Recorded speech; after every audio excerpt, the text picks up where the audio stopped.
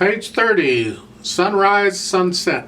At the bottom of page 31, the first measure is there, 1, 2, 5, and I recommend a 1, 2, 4 on the next measure, and then a 1, 3 on the next measure. They don't give any fingering. See, the top note's what we want to hear. So let's bring that out and make it legato. At the top of page 32, look at the fingering they have across here on those thirds. That's an interval of a third, by the way. So we have 1, 3 to 2, 4. This is the first measure on page 32, right? Then on the next one, they're saying 1, 3 to 1, 2. I disagree. I like to connect both of these when it does this. Even though the pedal's down, I still want to connect them with the hands. So I'm going to recommend a 2, 4, 1, 3. Your hand moves a little bit, but it's not much. At the bottom of page 32 in the right hand, the last two measures, take a look at that carefully. We have a 1, then a 2, 1, 2, 3, and I recommend a 2, 5 for that one. You just played a B with a 2, you do it again. They're saying 1, you can do 1 if you want, but I think this is more effective because you're maintaining this chord position. The G minor chord position, when you do that. I think that's a safer and more effective fingering if your hand is big enough. In the left hand, at the bottom of page 30, the last two measures, we have this D, F sharp, A, C. That's a chord. And that's why I recommend the fourth finger on the F sharp, not third. Because that's how you would finger this chord. It's a D7 chord. And notice the ties? So once you play the D, you're going to hold it down all the way across. Then the F sharp, all the way across, and then the A. You're just adding one note to the chord each time. I think that's kind of cool. This kind of technique is used a lot in piano. Instead of using the pedal, they will use this. It's called finger pedaling. Fingers hold the notes down so the sound continues. The fingers are doing the job of the pedal. Of course, here they're telling you to pedal it anyway, so I thought I'd throw that in. Over on page 32, on the third line down, starts out here, up here. That is an E flat G. I recommend a 4 on the B flat, so you can do a 5 on the A more easily. Then an E flat F. Going on the third measure is 4. I recommend a 4 on the A. So there's a 5 on the G. Now, that last measure, the third line, you have a 5. I recommend a 2-1 for the B flat D rather than 3-1 because that accommodates a 4 on the F because you're going down to an E natural or an E flat, depending on which ending you're taking. So we'd like to use the fourth finger to connect those notes when we can, even though the pedal's down. Don't care. We want the finger to do some work. As far as the road map goes, it's straightforward. You're going to play 30 and then 31. You're going to play 32 twice, basically, because you have a first and second ending on the last two lines. Pedal is straightforward. Just pedal it how they're telling you to, and be sure and give us a break between the phrasing. It's like the end of the second line, the last measure. We want a little break in there, so you're going to lift the pedal right before you play the last measure. So if I do the next to the last measure is here. Right before I go into the last measure, I lift the pedal up so it's there. I'm not going to pedal that because that would get mushy. Ooh. And then it's here.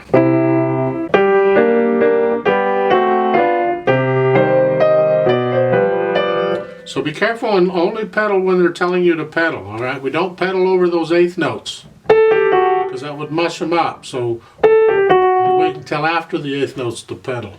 At the bottom of page 30, on the last measure, I would recommend lifting the pedal up before you play those last two quarter notes. We don't need the pedal on that. So in the last two measures, on page 30, you're here. pedal up before you play the E flat. But you're keeping the left hand down, all right? But we just want to break in the right hand there.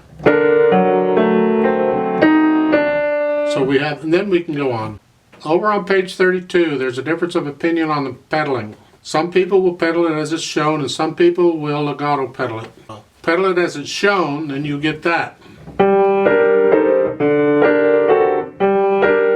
It's a 1, 2 lift, 1, 2 lift feeling.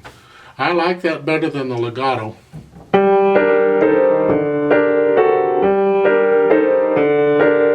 That's the legato, but I prefer lifting it up so we get that lift feeling. Just a little bit of silence between each measure. It's very nice. Till you get down to the third line, and then it's legato pedal. At the end, of course, the pedal and the hands come up at the same time. And by the way, at the end, I'm going to hold the half note left hand down 4 counts instead of 2. On page 32, there's a note at the top. It says second time, both hands 8 VA, and then there's a dotted line across the first line all the way. Simply means after you play the first ending and you repeat, instead of here, go up here. The first line, the dotted line ends at the first line, so that's all that's involved. When you get to the second line, you're up here, you got to come down. Now, to help you come down if you need to, do it one hand at a time. The left hand has to play first, so move the left hand and get it there. So you're here, and then you can get the right hand where it needs to go if that'll help you out. You'll work it out. You got to practice the hand moves to get them where you need to go in time, because you can't mess up the beat to move the hands around. We're going to do pages 30 and 31, and we're going to stop, turn the page. Then we're going to do page 32 twice, because it's got a first and second ending.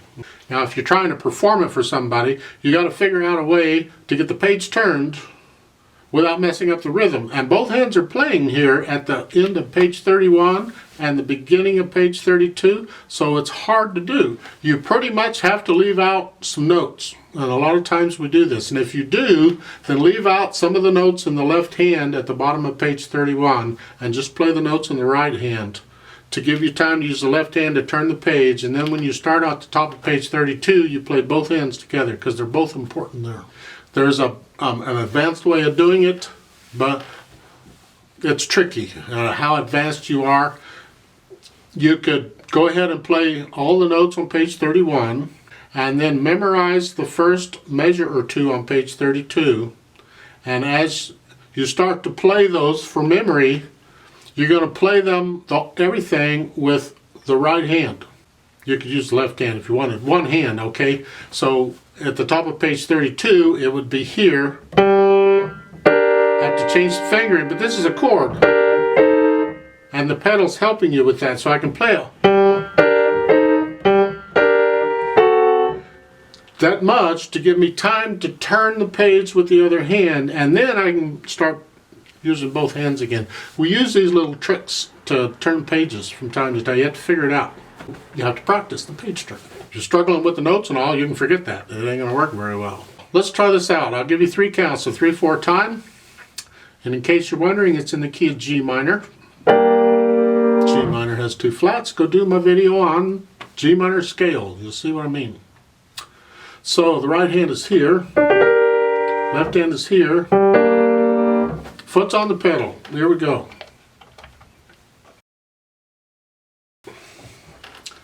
One, ready, go.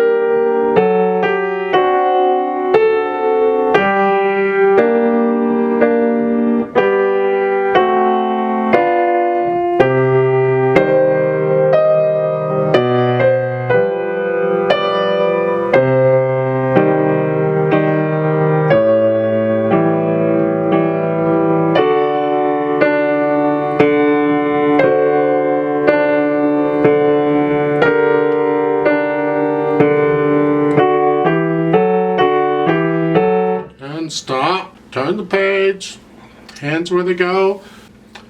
1, ready, go.